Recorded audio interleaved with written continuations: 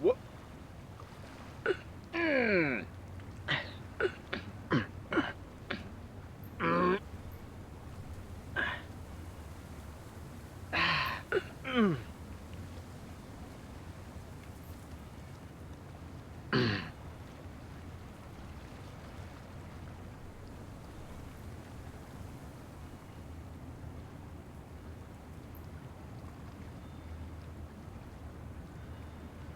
Oh no.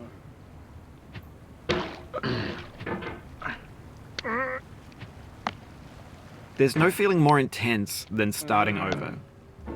If you deleted your homework the day before it was due, as I have, or if you left your wallet at home and you have to go back after spending an hour in the commute. If you won some money at the casino and then put all your winnings on red but it came up black. If you got your best shirt dry cleaned before a wedding and then immediately dropped food on it. If you won an argument with a friend and then later discovered that they just returned to their original view. Starting over is harder than starting up. If you're not ready for that, like if you've already had a bad day, then what you're about to go through might be too much. Feel free to go away and come back. I'll be here.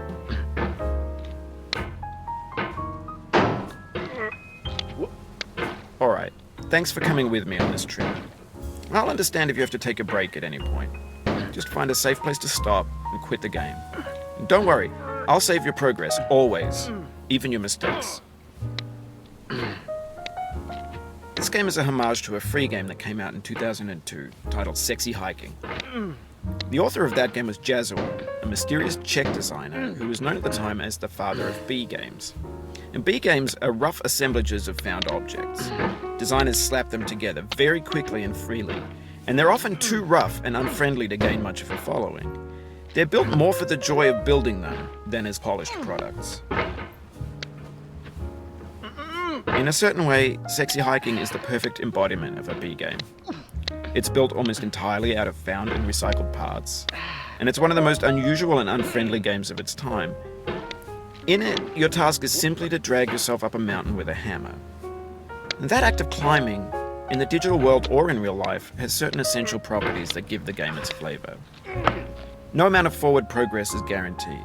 Some cliffs are too sheer or too slippery. And the player is constantly, unremittingly in danger of falling and losing everything.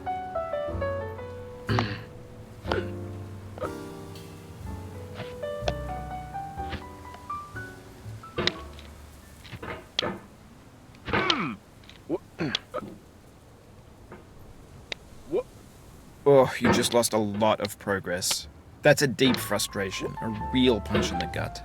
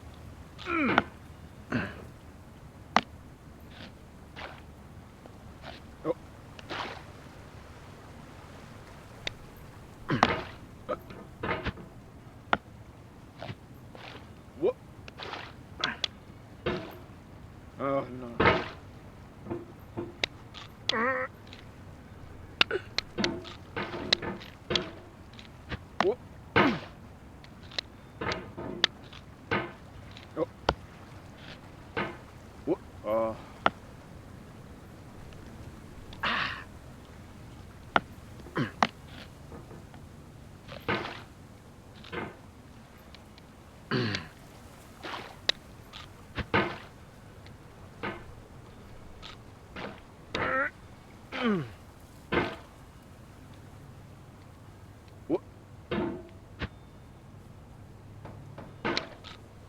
What?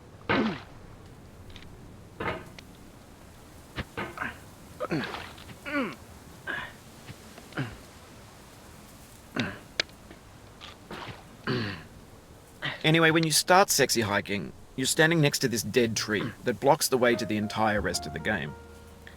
It might take you an hour to get over that tree, and a lot of people never got past it. You prod and you poke at it, exploring the limits of your reach and your strength, trying to find a way up and over. And there's a sense of truth in that lack of compromise. Most obstacles in video game worlds are fake. You can be completely confident in your ability to get through them once you have the correct method or the correct equipment or just by spending enough time. In that sense, every pixelated obstacle in sexy hiking is real. What? What?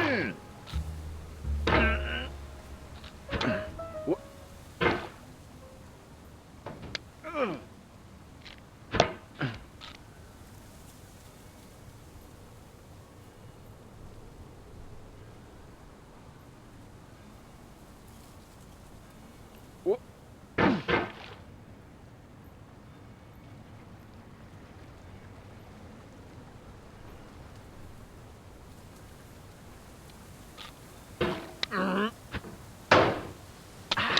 What? What?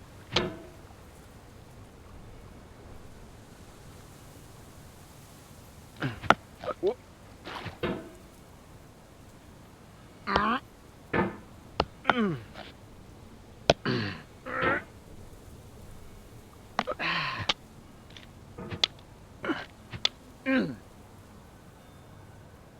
What?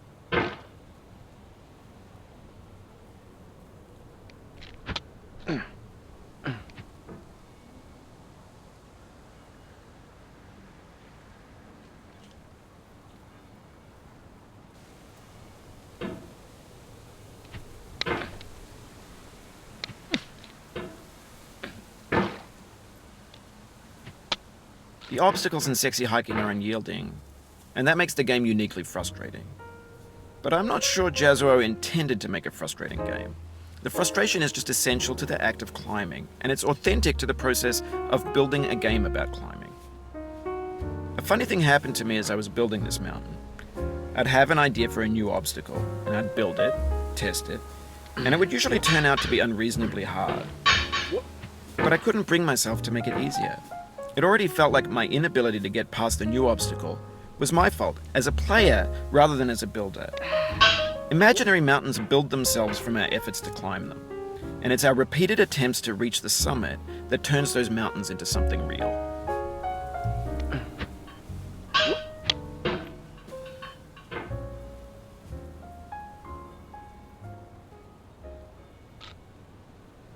When you're building a video game world, you're building with ideas. And that can be like working with quickset cement. You mold your ideas into a certain shape that can be played with, and in the process of playing with them, they begin to harden and set until they're immutable, like rock. And at that point, you can't change the world, not without breaking it into pieces and starting fresh with new ideas.